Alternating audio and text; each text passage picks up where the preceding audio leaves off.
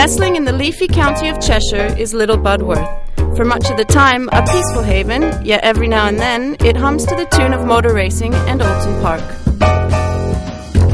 Created by the Mid-Cheshire Car Club, the Oulton Park Circuit was made famous for hosting the International Gold Cup in the 1950s, a high-profile Formula One style race won by Stirling Moss 5 times.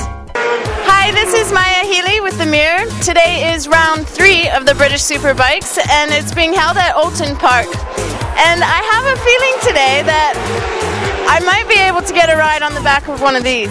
We'll see. Today, Oulton Park is very much a part of the English motor racing scene, and a popular circuit for spectators with its picturesque feel and great trackside views. Over Maybank holiday, Oulton Park hosted the 3rd British Superbike event, and we were there to soak up the fun.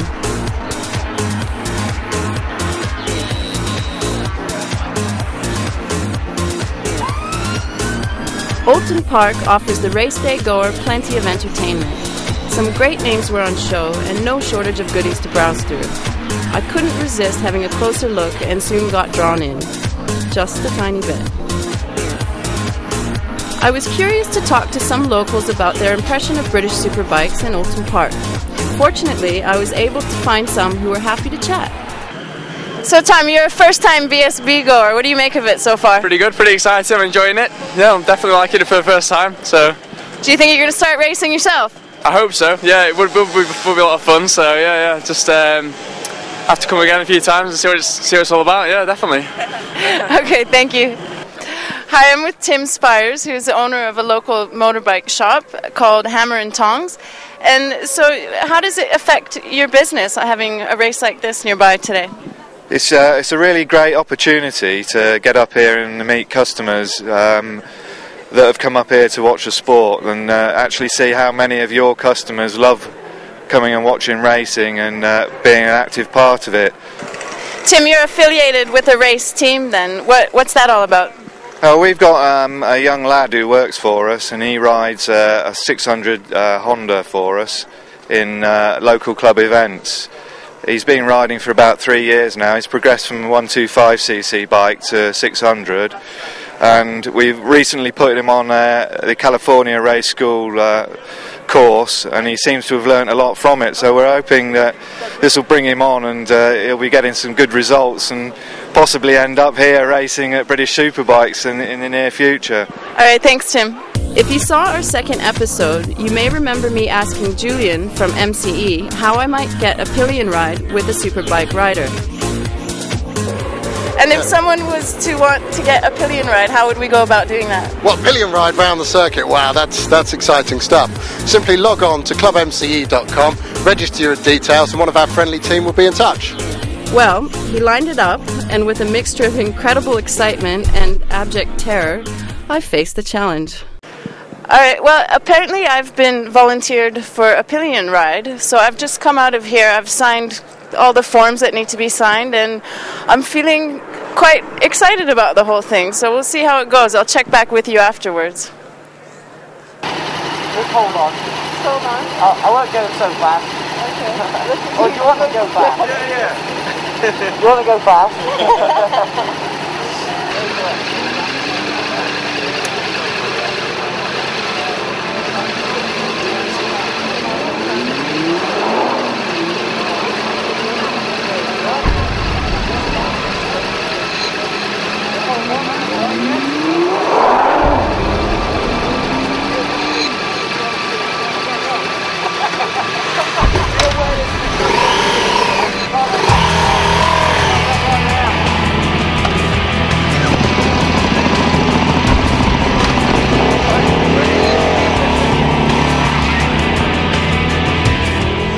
British Superbikes has welcomed some new manufacturers to the series this year. One bike that has caused a massive storm in the biking press is BMW's new S1000RR. Boasting ABS, traction control, and huge power, how would it perform on the track? With 2 events behind them, we thought it was time to catch up with some of the guys riding BMWs this year. Steve, first time for BMW in this sort of situation. How's it feel to be on a new machine like the S1000RR? Because there's a huge amount of interest in the bike out there in the general public. How's it going? This weekend at Oulton Park, it hasn't been going the best for us. The controlled electronics that we've got to use, it's the first weekend that we've had the electronics this weekend, so it's effectively been like a little bit of a test for us because we haven't tested the electronics before this weekend. So we've had a few little gremlin problems this weekend, but we finally just got them sorted the weekend, this morning's warm-up session. So we're a little bit on the back foot for today's two races, but other than that, up until leading up to this weekend's Brands Hatch and Thruxton was really good for us. You know, and myself, I'm still getting to know the bike because we literally didn't test the bike at all, and Brands was our first time on it. So I mean, it's been a case of having to adapt, you know, to the bike and the tyres and riding a new championship for myself because I've been riding in Superstock for the last 4 years. I mean, you guys were going great at Brands Hatch, and it was such everyone said, well, what a great expectation, this bike is doing what we all imagined it was going to do. How much does it differ from the road machine, your bike?